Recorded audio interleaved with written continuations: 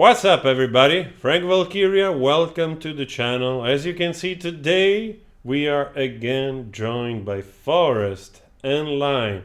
Lime is getting better a little bit at the time, so we took the occasion to reunite. And what a better way to reunite than do this reaction on their channel, because that's where you are. Okay? That's where you are, on Horaios channel. That's where you are. Welcome to the channel. Welcome to the channel.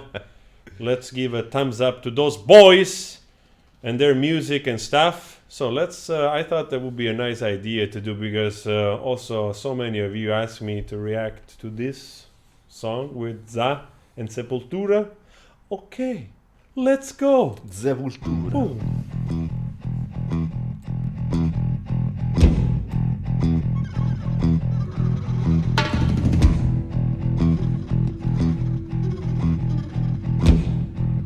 Which lineup is gonna be this one?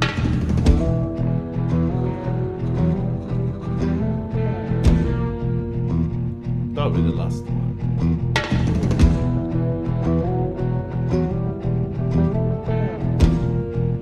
Ah, yes.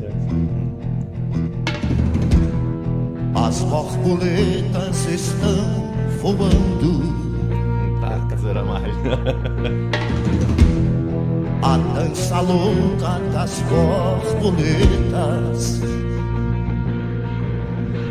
Quem vai voar não quer dançar, só quer voar, a voar. Quem vai voar não quer dançar, só quer voar, a voar. Progression. I don't know this song. Maybe it's one of the newer album of Sepultura. Yeah, probably. And I like the way Zé Ramalho is dressed. He looks like the type of, if it was a movie, he's definitely the villain, you know. And he has like basically the team around, you know. And all of a sudden he also likes to sing. Okay, who are you to judge? We like that. Nice coat.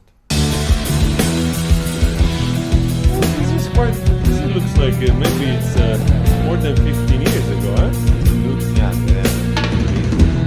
E as borboletas estão girando, estão virando a sua cabeça.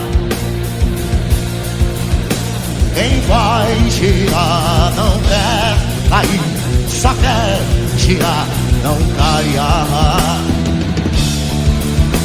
Quem vai girar não quer cair, só quer girar, não caia.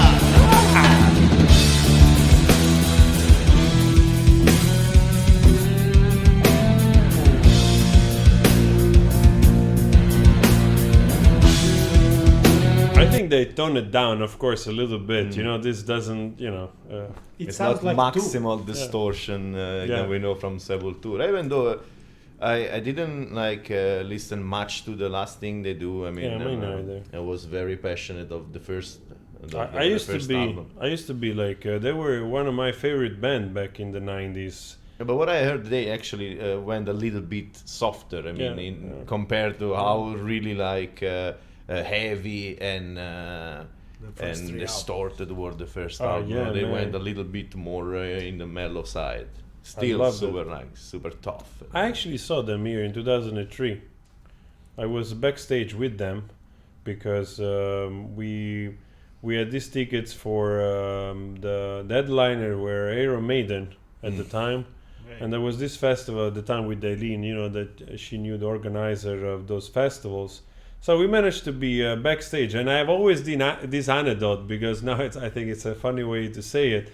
And we were backstage, and there was the guitar player there, and we were like, you know, there was Charlie from the Cave, the bartender. I don't know if you remember, was with us, and he was talking to the singer of Type O Negative, because that's actually the drummer invited us there. Now I remember. Okay. The drummer of Type O Negative, he came to the Cave. We were there, and he invited us, and he gave us backstage because they were the last band opening for Iron Maiden. So I had a lot of fun. But anyway, just to close the thing, we were backstage, and then all of a sudden Iron Maiden arrived with the bass, right? And it was funny because then all the people of Iron Maiden like put a tape like the cops, you know, dividing the area of the other artist from the trailers of Iron Maiden, you know. And there were all these people like, you know, making sure that nobody would behind the stage, that nobody would cross in the area of Iron Maiden. And there was the guitar player there like drinking, and he goes like to one of those guys, you know what, I'm famous too, you know that? I remember this. I don't know if he remembers it, but it was a funny thing. So that was super cool, the difference in between, like, you know, every other band, which is you know, great bands, you know? And great, yeah. Type O Negative and all of those great bands, and then Iron Maiden, you know, like, it's like they don't mix. Fucking hell.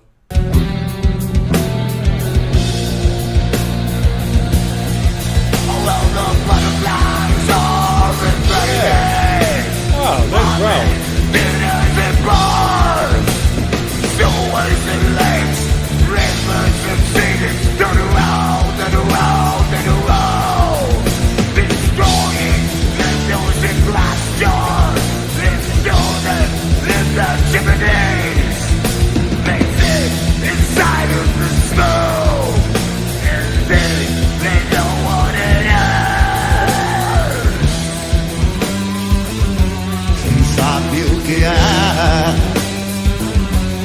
Sabe o que é?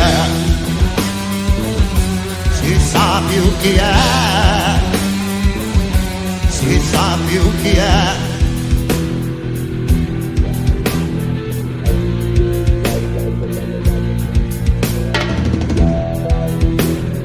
I didn't know he had this nice growl. He does really well, actually. I really don't know much about them after they changed the lineup, but I have to say, he does really well live. He does really well. Yeah, and he also remembers a little bit the original the original singer in the demo. Yeah. But basically, from the original from the original lineup, there is only the guitar player. Also, the drummer left. Also, I don't know. No. And also here, I some of the guy told me that one of the video that we did, the Massacration, that he was playing there. No. Igor Cavallero there, like that's what they told me.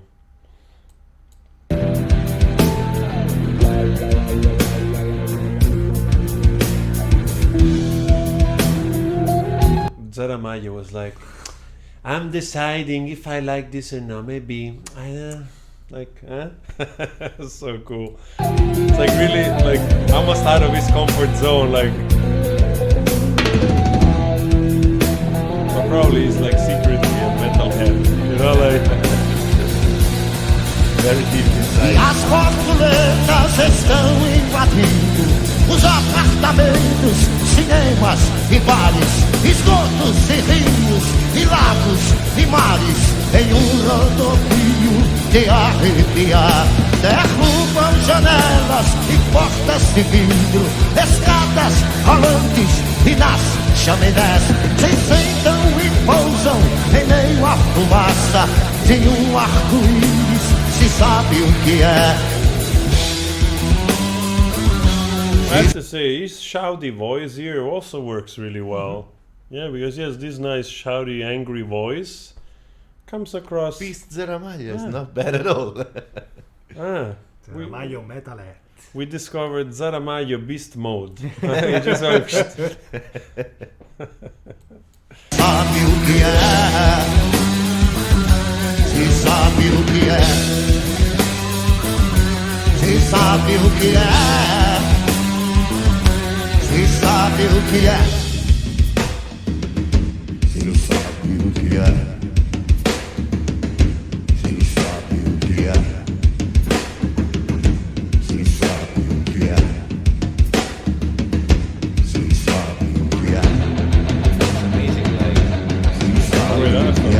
even if they are like new members, probably Paolo Junior is still the bass player. Is always been the same. But everybody looks younger than us. No, but I honestly think that actually here the only one missing is the frontman. You know, it's the new one. The rest is still the same band. And they all look like 20 years old. I recognize all of them. This? I recognize all of them. Yeah. The bass player, the guitar player, and the drummer. So this is the, you know, still 90% the official, the original.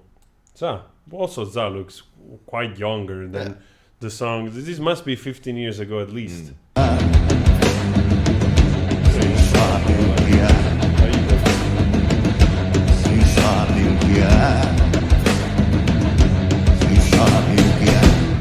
All right. Zé Ramalho beast mode, man. That's very interesting.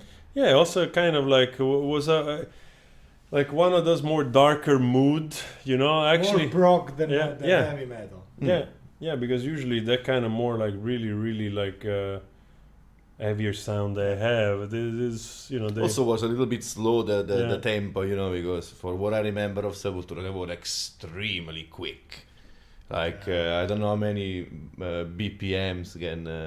I mean the riffs and stuff were crazy, like, you know, especially in those early like in the 80s. Yeah, they made songs like in one song. I remember once me and Tommy were counting how many riffs were in one song, and we were like 35, 40 riffs in one song, and it was like incredible. I mean, the guitar player is freaking awesome, man. Like, I remember. I mean, I used to go to sleep listening to them, low volume, but I had like I think the album Chaos AD.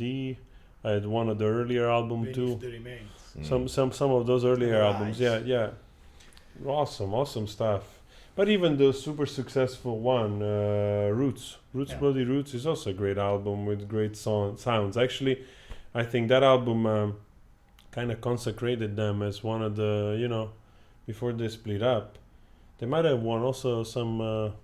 I don't remember if they won some Grammys, but I remember that album really was praised also because of the, you know, combination of tribal music. Yeah, also that was really a nice. very interesting album, and a very interesting also way of combining combine thrash metal with something different, you know. Yeah. Awesome. Guys, we are here at Horaios. Like, subscribe, go watch the other videos, because that's what you do to be nice and kind. Okay? Ciao. Bye. It's been a pleasure. Let's not make it awkward.